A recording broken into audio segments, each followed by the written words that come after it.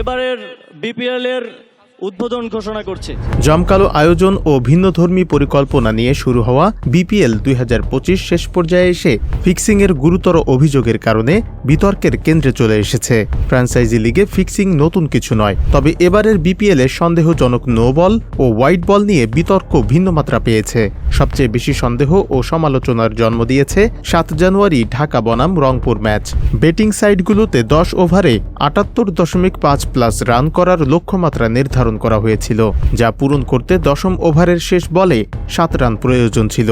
কাকতালীয়ভাবে bowler Alauddin বাবু পরপর 3টি অস্বাভাবিক এবং বিশাল হোয়াইট বল করেন, যা পিচের বাইরে গিয়ে পড়ে।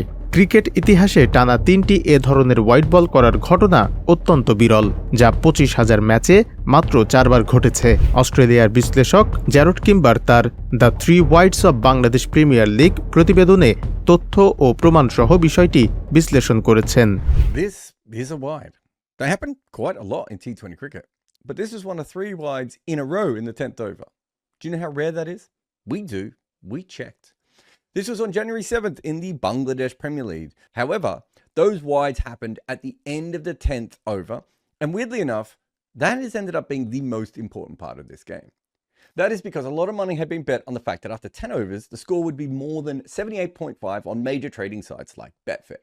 তবে বিসিবি কর্মকর্তারা এ বিষয়ে সাংবাদিকদের প্রশ্ন এড়িয়ে যাচ্ছেন।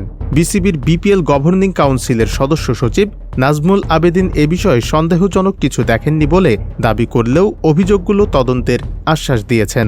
ইতোমধ্যে 40 জনের বেশি খেলোয়াড় এবং কয়েকটি ফ্র্যাঞ্চাইজি মালিককে নজরদারিতে রেখেছে বিসিবি।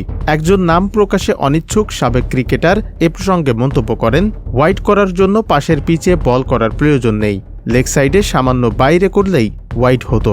এটি স্পষ্ট যে নির্দিষ্ট বেটিং টার্গেট পূরণের জন্য পরিকল্পিতভাবে এগুলো করা হয়েছে। একই ম্যাচে ঢাকা ক্যাপিটালসের স্পিনার আমির হামজার করা একটি অস্বাভাবিক নো বলও বিতর্কের কেন্দ্রবিন্দুতে। সাধারণত স্পিনারদের নো বল খুবই কম হয় এবং তা হলে সামান্য পা দাগ ছাড়িয়ে যায়, তবে আমির হামজার নো বলটি এতটাই অস্বাভাবিক ছিল যে তা ফিক্সিংয়ের সন্দেহকে আরও জোরালো করে। এমন নো বলের সাথে পূর্বে পাকিস্তানের মোহাম্মদ আমিরের ম্যাচ ফিক্সিংয়ের নো বলের মিল পাওয়া যায়। বিপিএল 2025 নতুনত্ব ও উত্তেজনার প্রতিশ্রুতি দিয়ে শুরু হলেও ফিক্সিংয়ের গুরুতর অভিযোগের কারণে তা অনিয়ম ও বিতর্কের আসরে পরিণত হয়েছে। বিশেষজ্ঞদের মতে কয়েকটি ফ্র্যাঞ্চাইজি নিম্নমানের বিদেশি খেলোয়াড়দের দলে টেনে ফিক্সিংয়ের ক্ষেত্র তৈরি করেছে। দর্শকদের মধ্যে ফিক্সিং নিয়ে ক্ষোভ ও আস্থার সংকট দেখা দিয়েছে।